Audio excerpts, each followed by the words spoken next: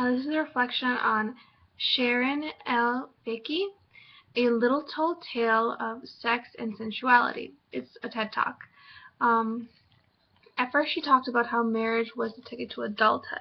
And I thought that was like really interesting to see because marriage helps like them have more stable lives, and like they are not allowed to leave the house until they get married. I thought that was really interesting and actually a really good thing to have. And I never really thought that would be a good way to kind of leave the house. I see why they would choose that. She also talked about kind of the restrictions though for the marriages. And at first, like, I knew women had to be virgins, and I knew that they did many things because we talked about it in class.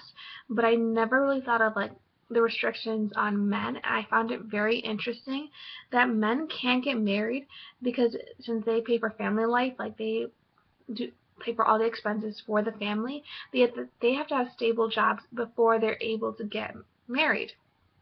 And I thought that it was really interesting that since these men can't get jobs, there have been uprisings. Like her example is Egypt. There have been uprisings to get better jobs and better pay because they can't get married. Like it kind of stops their life. As a result of this, there's a rising age of marriage. People are getting married older.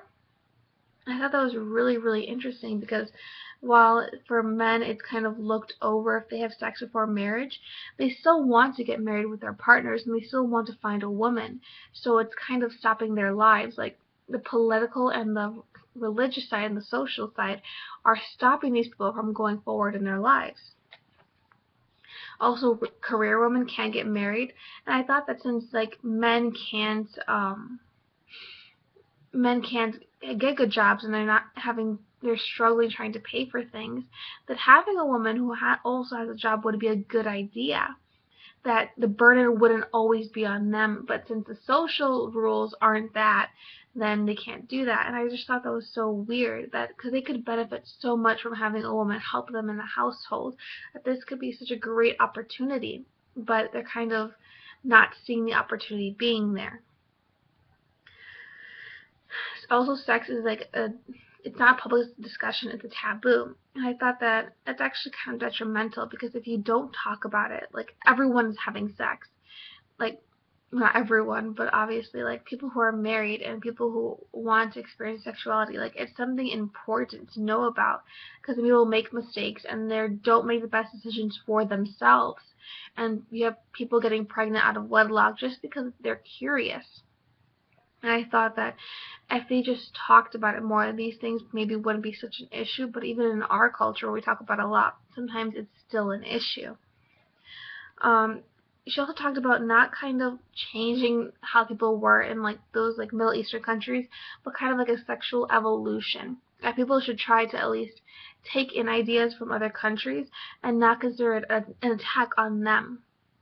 They don't necessarily have to change everything that they do, but just kind of take it in and know that there is other ways of doing things, because the way that it's kind of working right now, it doesn't seem to be working for their benefit.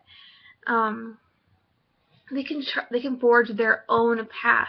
Like they don't have to do everything the Westerns are doing and say, "Oh yeah, premarital sex is okay as long as you have a condom." Like they don't have to do that. But just having those things there just in case would help that country so much, and just to let people know that there are other things out there.